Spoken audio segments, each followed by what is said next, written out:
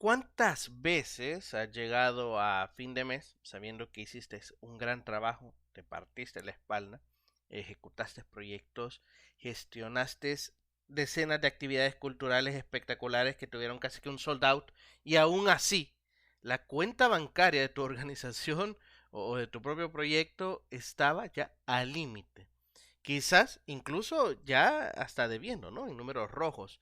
Y también que lo más desconcertante aquí es que, ¿por qué? ¿Por qué pasa esto, no? Si técnicamente ha sido un éxito, si hay dinero, no había dinero. Bueno, esa sensación corresponde a una cuestión económica muy específica y hoy vamos a hablar de cómo resolverla desde la raíz. Les doy la bienvenida a Gestión Cultural, el podcast, un programa traído a ustedes por acultura.org. Mi nombre es Alejandro Carrá y hoy en el episodio 144 vamos a hablar de cómo hacer un flujo de caja proyectado a 12 meses para tu proyecto, tu organización, tu emprendimiento cultural. Ya sé lo que estás pensando, Alejandro, eso suena muy de contador, muy de empresa corporativa, ¿no? Creo que este episodio me lo voy a saltar, te entiendo, pero quédate conmigo porque lo que vamos a ver no requiere que seas ni economista, ni que te encanten los números, no tenés que amar ninguna calculadora, requiere que te importe la sostenibilidad de lo que haces. Y si a ti te importa, pues bueno, es más, si a ti no te importara, pues no estarías escuchando este podcast. Así que hoy vamos a estudiar el flujo de caja o el cash flow, ¿no? En inglés, que es probablemente la herramienta financiera más poderosa y más ignorada de todo el sector cultural. Y cuando digo ignorada, no lo digo como crítica, ¿sabes? Lo digo como observador, como un diagnóstico, como algo que veo que es un patrón que se repite.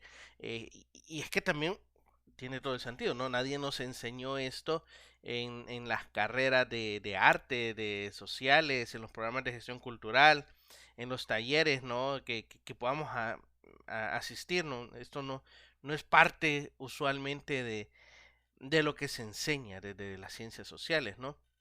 Eso sí, nos enseñaron a hacer presupuestos de proyectos, pero el flujo de caja realmente, y es que eso, la experiencia me ha hecho observar que de verdad un presupuesto y elaborarlo es una cosa, pero el flujo de caja es otra. Y es entender también cuándo entra el dinero, cuándo sale. Y por un lado, también te permite anticiparte, ¿sabes? A esos momentos de tensión antes que te explote en la cara, ¿no? Entonces este episodio vamos a comprender, vamos a estudiar qué es exactamente un flujo de caja, en qué se diferencia de un presupuesto, cómo construir uno desde cero para estos próximos 12 meses y qué también qué hacer con esa información que te da. Vamos a usar algunos ejemplos y pues aquí tranquilo, tranquila, ¿no? No te preocupes. Esto va a tener mucho sentido para tu realidad.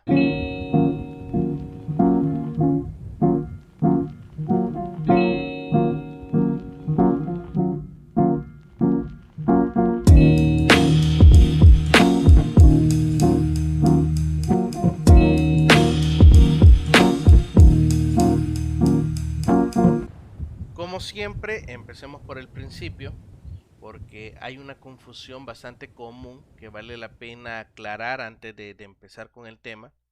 Cuando gestionas un proyecto cultural, ya sea un festival, un ciclo de talleres, una gira, una exposición, lo que se te ocurra, casi siempre haces un presupuesto. Decís, este proyecto cuesta tanto y voy a financiarlo con esto, esto y esto. Eso es un presupuesto. Te dice cuánto cuesta algo y de dónde va a salir ese dinero en teoría, ¿no? Es nada más una fotografía económica de tu proyecto. Ahora, el flujo de caja en realidad es más como una película, ¿sabes? No te dice solo cuánto, te dice cuándo. Y esa diferencia de una sola letra, básicamente, lo cambia todo. Te voy a poner un ejemplo. Imagínate que gestionas un centro cultural en una ciudad promedio, ¿no? De Latinoamérica, en tu ciudad. Y tenés confirmado un apoyo institucional de una fundación que te va a otorgar $30,000 para un programa de formación que vas a ejecutar casi que todo el año. Súper, espectacular, ¿no? Presupuesto equilibradísimo. El problema es que ese dinero llega en dos desembolsos. El primero en abril, el segundo en septiembre. Pero tú tenés que pagar honorarios de talleristas en marzo. Tenés que pagar el alquiler del espacio, que se hace el alquiler desde febrero. Comprar los materiales. Que cada sesión tiene que tener sus propios materiales. ¿Ves el problema? El dinero está ahí, ya está aprobado, pero no está donde lo necesitas cuando lo necesitas. Entonces, eso es un problema de flujo de caja, no es un problema de que no lo hayas presupuestado. Y esto pasa constantemente en el sector cultural. Las organizaciones reciben fondos en momentos que no coinciden con sus necesidades operativas. Entonces, los proyectos generan ingresos propios de forma irregular, que tenés una taquilla en diciembre, un taller en mayo, residencia en agosto, pero los gastos, pues son, muchas veces son fijos, son mensuales, ¿sabes? Alquiler, servicios, sueldos, etcétera. Entonces, el flujo de caja y sobre todo el proyectado, ¿no? El bien analizado te permite ver ese mapa de tiempo con anticipación. Y, y cuando puedes ver un problema antes de que ocurra, pues tenés opciones, ¿sabes? Cuando lo ves, cuando ya está encima, ahí ya pues solo hay estrés. Entonces, aquí a partir de hoy, cuando hablemos de finanzas de nuestros proyectos, tenemos que separar dos preguntas. La primera, ¿tenemos los recursos necesarios?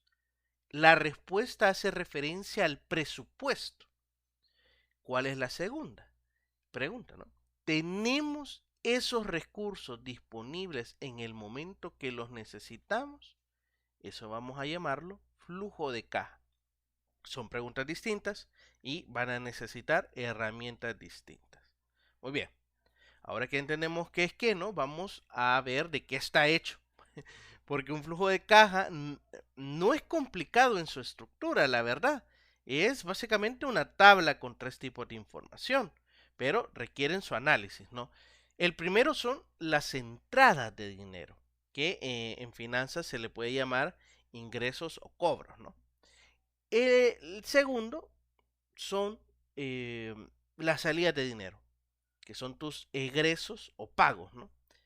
Y ya un tercero con el saldo, que es la diferencia entre lo que entra y lo que sale en cada periodo. Vamos uno por uno aplicado al propio sector cultural, ¿no? Las entradas de dinero en un proyecto o en una organización cultural, pues obviamente vienen de muchos lugares. La taquilla o venta de entradas, ingresos por talleres, cursos, formaciones, la venta de libros, de catálogos, merchandising, obras de arte, los servicios de curaduría, de producción, consultoría, alquileres de espacios, alquileres de equipo, membresías, contratos con instituciones públicas y privadas, un largo etcétera, ¿no? Aquí incluso los propios recursos de subvenciones, de convocatorias, de la cooperación internacional, pero estos son, claro, ¿no? Eh, son si tú has hecho la tarea de diversificar tus fuentes, por eso es que es importante, ¿no? Porque estas entradas de dinero tienen que venir de diferentes fuentes.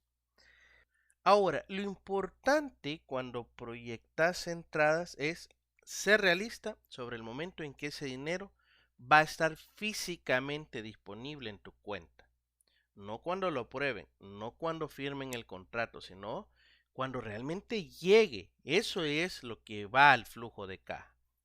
Las salidas de dinero también las podemos organizar, ¿no? En esos grupos. Los costos fijos y los famosos costos variables. Los costos fijos son los que pagas, ¿no? Todos los meses, independientemente de lo que esté pasando. Arriendo del espacio, sueldos, retenciones de colaboradores, servicios básicos, suscripciones a alguna herramienta digital. Mientras que los costos variables son los que dependen de la actividad per se. Por ejemplo, los honorarios de artista para cada proyecto, la producción de materiales, el transporte, el alojamiento de algún artista que esté en gira, ¿no? La impresión de flyers para cada evento, etcétera, etcétera. Cuando proyectas las salidas, el ejercicio que aquí te recomiendo es hacer una lista exhaustiva, larguísima, de todo lo que pagas en un mes típico y en un mes de alta actividad. Ahí te vas a dar cuenta que los números son, no, obviamente no solo son distintos, sino que ya te empieza a revelar dónde están esos momentos de tensión, ¿no? Dónde están esos momentos de estrés para el proyecto. Y el tercer componente, ¿no? El propio saldo, que es simplemente entradas del mes menos las salidas del mes, más el saldo que traías del mes anterior, obviamente se va sumando. Ese número, el número final, lo que te dice es si en ese mes vas a tener liquidez o vas a estar en déficit de caja. Y aquí viene algo contraintuitivo que necesito que lo veamos muy bien, ¿no? Puedes tener un saldo negativo en un mes específico y eso no significa que tu organización esté en crisis.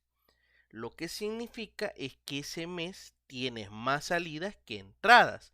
Y eso es normal en el sector de cultural, ¿no? Lo que importa es saberlo con anticipación para saber cómo gestionarlo.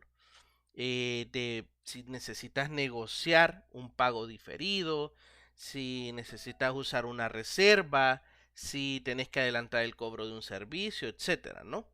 Entonces, antes de construir tu flujo de caja, tenemos estas dos listas pendientes. Una, de todas tus fuentes de ingresos posibles a lo largo de un año, con el mes aproximado en que esperas recibirlas.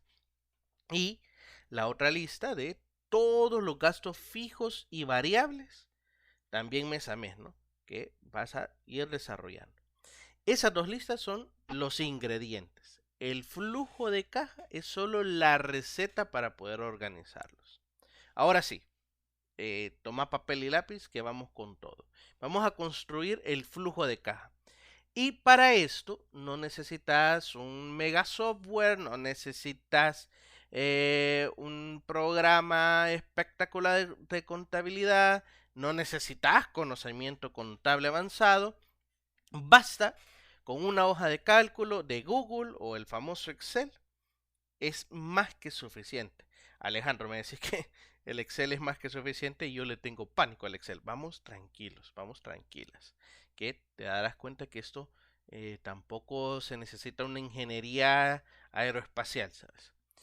La estructura de la tabla va a ser así. En la primera columna pones las categorías de ingresos y gastos. En la columna siguiente pones los 12 meses. Enero, febrero, marzo, hasta diciembre. O si empezás en otro momento del año, pues lo pones, ¿no? Pone, bueno, es que en mi proyecto empieza en abril, Alejandro. Entonces, ¿qué hago ahí? Bueno, lo pones desde abril hasta el otro abril del otro año, ¿no? Ya está. Paso 1.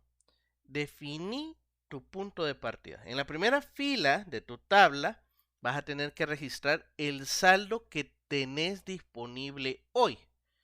Si tenés $2,000 en la cuenta de tu organización, bueno, esos 2,000 es tu punto de partida. Si tenés cero, dale, pone cero, no pasa nada, tranquilo, tranquila, ¿no? Tengo cero, Alejandro, tengo 3 centavos, pues los 3 centavos pones, no pasa nada. Paso 2, proyecta los ingresos mes a mes. Para cada fuente de ingreso que ya identificaste, ¿no? Decidí en qué mes esperas recibirla realmente. Bueno, que esto ojalá fuera solo nuestra decisión, ¿no? Pero me refiero a que tenés que identificarlo, pues tenés que ponerlo ahí. Si vas a organizar un festival en octubre, que vende entradas anticipadas desde agosto, pues parte de esos ingresos van en agosto, parte van en septiembre y ya lo último en octubre. Si tenés un contrato, por ejemplo, con una municipalidad que paga en 3 cuotas, en marzo, julio y noviembre, por ejemplo, ¿no? Esas fechas van exactamente en esos meses, ¿no? Esos pagos. Si esperas ingresos por talleres, por ejemplo, eso van en todos los meses, porque pues cada mes vas cobrando, entonces pues ese ingreso va cada mes que se necesita cobrar. Paso 3. Proyecta tus gastos mes a mes. Los fijos, pues obviamente son fáciles, ¿no? Los replicas en casi que todos los meses, porque vos sabés que el alquiler cuesta $300 y eso, pues por contrato no va a cambiar, ¿no? Esperemos en un año. Los variables van en los meses específicos en los que los vas a necesitar. Si el festival es en octubre, los gastos de producción del festival van principalmente, pues, qué sé yo, no en septiembre. Y también parte en octubre, ¿no? Los viáticos de la gira van en los meses de la gira, ¿verdad? Vas con el calendario, ¿no? De tu proyecto, vas asignando a en qué mes hay que insertar ese gasto que hemos identificado. Paso 4. Vamos a calcular el saldo mensual y el saldo acumulado. El saldo mensual es el ingreso de ese mes menos los egresos de ese mismo mes. El saldo acumulado, por el contrario, es el saldo del mes anterior más el saldo mensual de este mes. Entonces, este número acumulado es tu termómetro de liquidez. Si en algún mes ese número se vuelve negativo, entonces ahí vas a tener una alerta temprana para ti, ¿no? Para tu proyecto. Decís, en junio vamos a estar, aquí hay un problema, ¿no? En junio. Entonces, para eso sirve, ¿no? Es un termómetro. Paso 5. Y este quizás es uno de los más importantes. Analiza los meses rojos. Ubicas cada mes donde el saldo acumulado cae ya en un territorio peligroso, ¿verdad? Esos son los meses críticos. O sea, te tenés que tomar tu tiempo y preguntarte, ¿no? Ya identificando esto. ¿Puedo adelantar algún cobro? ¿Puedo diferir algún pago ese mes? Eh, Hay que construir una reserva, ¿no? En los meses anteriores, ir acumulando, donde el saldo es muy positivo y esto nos puede servir para pagar en ese mes. ¿Hay alguna fuente de ingresos que se pueda activar en ese mes? No, bueno, ese mes lo que hay que hacer es sacar un merchandising o mira, vamos a tener que hacer un taller, ¿verdad? O del taller que ya se hace, sacarlo, ¿no? Para eso sirve, ¿no? Para eso sirve. Por ejemplo, ¿no? Para a modo de ilustración, imaginemos que Marta dirige una compañía de danza independiente en Buenos Aires. Marta tiene tres fuentes de ingresos principales en todo el año. Funciones de temporada en teatro, en los meses que sé yo, de abril, mayo y junio, que obviamente generan una taquilla. Un programa de talleres de danza para adultos que da ingresos mensuales de todo el año, básicamente de marzo a noviembre.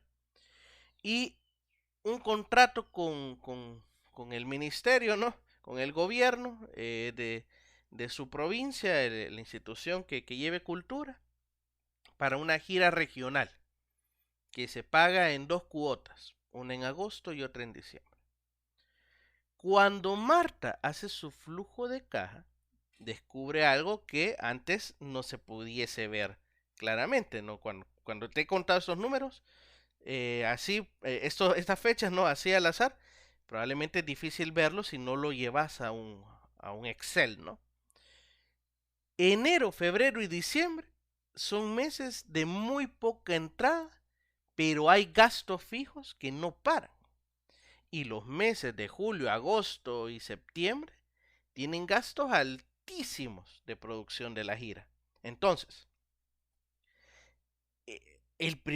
aquí viene el punto, no interesante. El primer pago llega recién en agosto y el segundo llega en diciembre, ya cuando la gira ya terminó, ¿no? Entonces, eso lo que va a crear es un bache de caja en julio que ningún presupuesto te lo puede mostrar porque tu presupuesto está ligado al proyecto, a que si el proyecto se hace o no. Entonces, ¿qué puede hacer Marta con esta información? Varias cosas, ¿no? Uno, negociar, por ejemplo, ya sea con el gobierno, digamos, bueno, tienen que darme si quieren que haga esto, ¿no?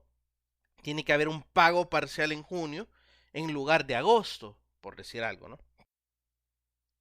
No, Alejandro, pero es que obviamente ellos no van a querer. No, es que también aquí parte de la negociación que haces, porque han puesto acuerdos, ¿no? Entonces, ¿qué pasa? Antes de iniciar el proyecto, antes de firmar, tú tenés que hacer esta proyección para darte cuenta que necesitas ese pago parcial en junio. Entonces, ahí, antes de empezar, es que tú tenés que llegar y decirles. Porque claro, si tú cuando ya has iniciado todo esto, ya vas por mayo y te das cuenta que en junio vas a estar quebrada, y ahí entonces le decís que tenés que adelantarles, que te tienen que adelantar un pago, pues obviamente no va a funcionar. Hablo cuando ya estás antes de negociar, antes de firmar cualquier cosa. Puedes, por ejemplo, los ingresos de la temporada de teatro en abril y mayo, de esos ingresos, guardarlos, no decir, bueno, hay dinero, gastémoslo, ¿no? Guardarlos para colchonar esos otros meses. Puedes organizar un taller, por ejemplo, un taller intensivo en verano, ¿no? En enero, para activar ingresos en ese periodo muerto, que en enero no hay nada que hacer, básicamente. O sea, aquí es buscar opciones porque sabes con anticipación dónde está el problema. Entonces, a partir de ahí buscas las opciones. ¿Sabes? Ahí sabes dónde es que tenés que actuar. Entonces, ese es el poder que te da el flujo de caja. No te dice si tu proyecto es bueno o es malo, si tiene un buen presupuesto. No, te dice cuándo necesitas actuar y qué dirección tenés que tomar, ¿no? Entonces, ¿qué es lo que puedes hacer hoy mismo, ¿no? Antes de que termine el día, si puedes. Abrí una hoja de cálculo, abrí un documento Excel sin miedo. No pasa nada, no te va a morder. Y en esa hoja de cálculo, hagamos esta tabla, aunque sea de manera aproximada. No tiene que ser perfecta, tranquilo, tranquila. No tiene que ser perfecto desde un primer inicio. Esto tenemos que aprenderlo juntas, tenemos que aprenderlo juntos. Un flujo de caja imperfecto, pero hecho, ¿no? Que lo hayas creado, es muchísimo, es infinitamente más útil que un flujo de caja que es perfecto, que solo vive en tu cabeza, que solo está ahí navegando en tu cabeza y que pues no construís nunca porque esperas que todos los números te den, ¿no? O bueno, vamos a ver qué pasa. Vamos a ver qué pasa. Construir el flujo de caja también, y aquí malas noticias, es la mitad del trabajo. La otra mitad es mantenerlo actualizado, pues. Y esto es lo que va a diferenciar de organizaciones culturales que usan las herramientas financieras de forma efectiva, ¿no? De las que solo construyen un documento precioso en enero y lo vuelven a abrir hasta octubre, cuando ya los números están en rojo, ¿no? Eso es que eso es terrible, ¿no? Cuando te enamoras de un proyecto, haces todos los números, haces todos los cálculos y esa formulación solo te sirve para el principio del proyecto. No, tienes que casarte con ese documento, tienes que abrirlo cada mes, tienes que evaluar. El flujo de caja es un documento vivo. No es un presupuesto que se aprueba, el típico, ¿no? Presupuesto que aplicas a un fondo y te lo aprueban y pues lo archivas. No, es una hoja de trabajo que tenés que revisar y ajustar.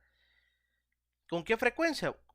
Como te digo, ¿no? Yo creo que al menos una vez al mes, idealmente en los primeros días, ¿no? De cada mes, o antes de que los pagos y cobros del nuevo mes empiecen, ¿no? A moverse. Pero pues una vez al mes creo que con eso es más que suficiente. Aquí el ejercicio que tienes que hacer es comparar lo que proyectaste para el mes, ¿no? Que cuando hiciste ese primer ejercicio de flujo de caja y dijiste esto es lo que va a pasar, a ver lo que terminó pasando, ¿no? Con lo que realmente ocurrió. Llegaron todos los ingresos previstos, hubo gastos imprevistos, el saldo real coincide con lo que proyectaste con esa información es que ajustas la proyección para los meses que vienen. Y ahí también es donde tú vas aprendiendo cómo es el flujo de caja de tu propio proyecto, de tu propia actividad, ¿no? Vas aprendiendo y vas experimentando para que cuando te contraten otros proyectos similares o des alguna consultoría o simplemente hagas tu proyección del otro año, sepas cómo es el flujo, ¿no? El movimiento. Esto tiene un nombre técnico que, que, que vale la pena conocer, ¿no? Pero tampoco aquí es que queramos hacer un podcast de economía, pero se llama el flujo de caja rodante o rolling cash flow, ¿no? Porque lo que haces es actualizar constantemente la proyección para que siempre tengas 12 meses adelante a la vista, no 12 meses fijo desde enero. O sea que esto es un flujo de caja que puedes ir construyendo. Es decir, no es como que cerrás de si empezaste en abril, bueno, de abril a marzo, ¿no? Sino que vas construyendo meses con meses. Y hay algo más que quiero resaltar sobre este hábito, ¿no? Del cash flow. Y es el impacto que tiene en tu relación con los financiadores, con los patrocinadores, con los aliados institucionales. Cuando llegas a una reunión con un potencial patrocinador, ¿no? Público, privado, como quieras, y puedes mostrarle no solo un presupuesto de tu proyecto, sino que también un flujo de caja proyectado, ¿no? Increíble que digan, bueno, este hippie, ¿no? Que me vas a ver decir de números y llegas con un flujo de caja proyectado que muestra cómo se va a mover el dinero mes a mes.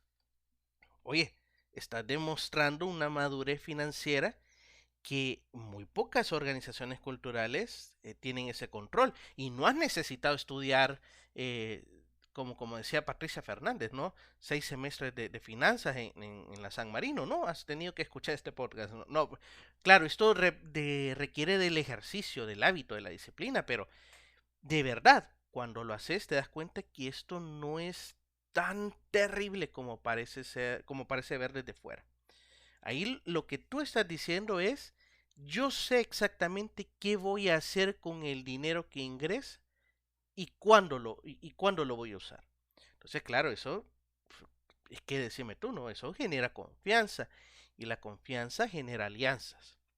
Entonces, eh, y aquí también hay algo que hay que decirlo, ¿no? Hay algo que se tiene que ser directo y que tiene que ver con la filosofía de cómo entendemos la gestión financiera en el sector cultural. Muchas veces hemos normalizado una cierta precariedad como parte inevitable de trabajar en cultura.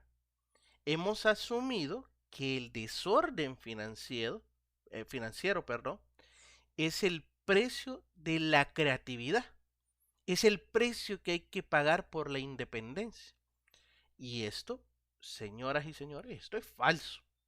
La precariedad financiera no tiene, es que no debe de ser parte de la identidad del sector laboral de la cultura. Esto es un problema de gestión financiera y ya está. Y tiene solución, es que ese es el punto, no tiene solución. El flujo de caja es una de esas soluciones y que es básica, que es accesible y que es poderosísima, ¿no? Entonces, trabajemos. Pon en tu calendario hoy mismo, cuando tengas el chance, ¿no?